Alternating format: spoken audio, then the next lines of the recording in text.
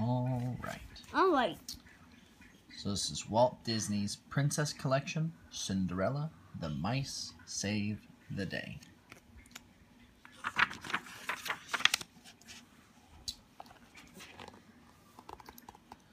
One day, Gus, Jock, and the other mice who lived in Lady Tremaine's chateau gathered around their friend Cinderella as she pulled her mother's old dress out of a trunk. "Isn't it lovely?" Cinderella said.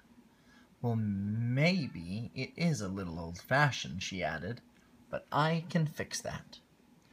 Earlier that day, the mice had watched as an invitation to a royal ball arrived. Since Cinderella's father died, her stepmother, Lady Tremaine, forced her to do all the housework. What's wrong? What happened to her? What happened to her dad? Yeah, why he died? He must have died in battle. Oh. He was probably a knight. Oh. Yeah. But, yes. You come to read stories with us? Yeah. Okay.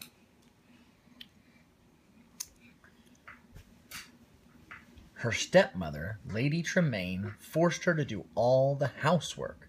But her stepmother had promised that Cinderella could go to the ball if she finished her chores and found something presentable to wear. Her mother's old dress needed a few alterations, which wouldn't be difficult if Cinderella could find the time to do them. "Cinderella!" her stepmother and stepsisters called. They were getting ready for the ball and wouldn't give Cinderella a moment's peace. Plus, she still had to do all of her chores. "I guess my dress will just have to wait," she sighed sadly. After she left the attic, Jack said, "Know what? Cinderella not go to the ball?" The other mice looked at him, startled. Cinderella's bird friends, who were perched on the attic windowsill, twittered anxiously. Those are chickens. "Work, work, work," he explained with Those disgust. are chickens. "She'll never get her dress done." Them are chickens. Those are chickens. Is she feeding the chickens? Yeah. Yeah, she is. Cinderella's animal friends decided to surprise her by fixing the dress. After all, she had been caring for them for years. Jack, stop, sweetie. That's what's going to happen. I think he bumped his head. Did you bonk your head, Jack? Hello. Hello. Look, you got 3, Mike. You say hello? Hello. Say hello, everybody. Hello. I'm All right. doing Mr. Smith's glasses. All right, so we're back. You bonked your head? Okay, so don't get on my shoulders. We're gonna read. Oh, we got some hearts, Mike. Hearts? Yep. What are hearts? Yeah. Hearts is when someone's giving you a little bit of love. They're saying they like what they see. Hearts. Yeah, buddy. Yeah, hearts, baby Jack. See? Look at that. Why? You see all those hearts? Yeah. Yeah. I want to see. You say, "Thanks, G. Pedro." I want to see. Right there, bud. I can't see him anymore. Well, you see, G. Pedro was putting up a whole bunch of hearts for us. I can't see him. Well, we gotta go, let's go back to, okay? Cinderella, saying hello. Say hello back. Hello. All right, so we're So then she had given him a new shirt and fed him.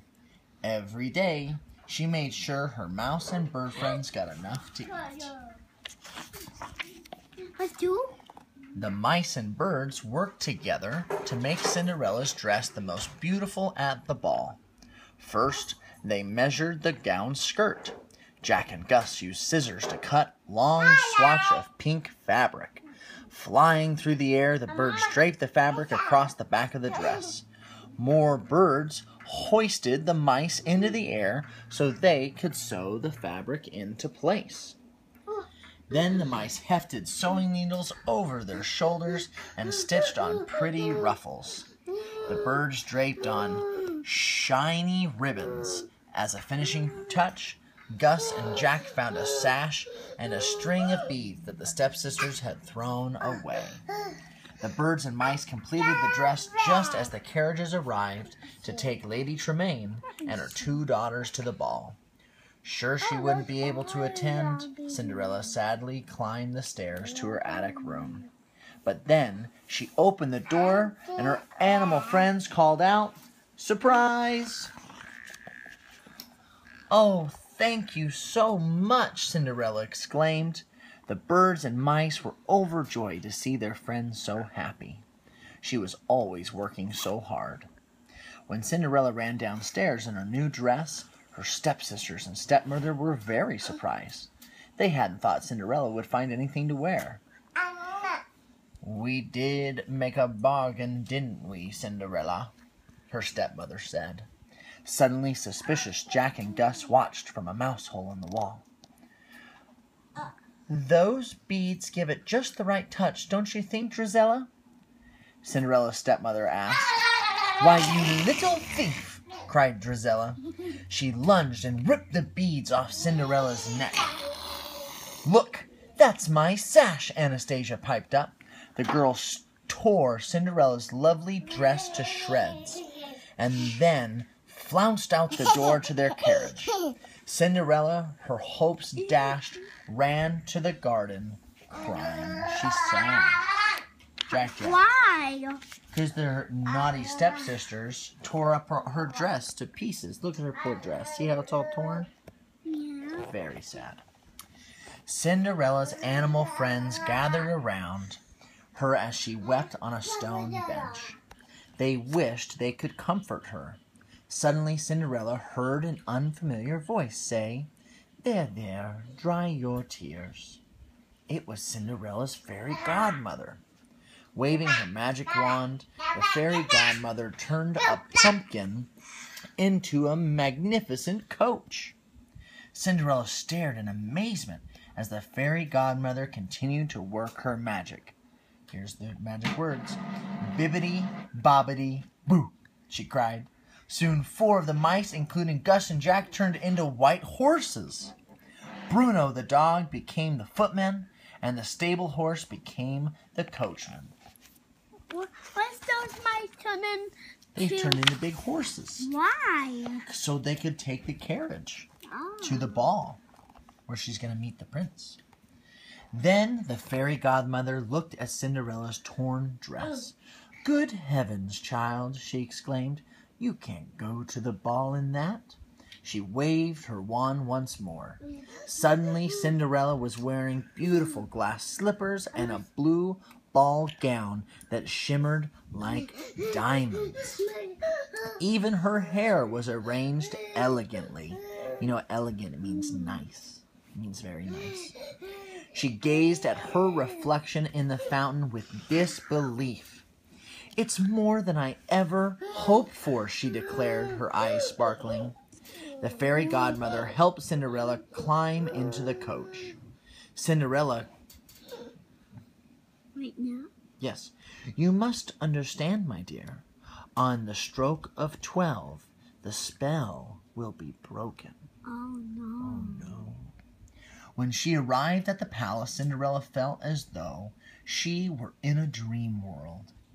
Everyone wondered who this mysterious girl was.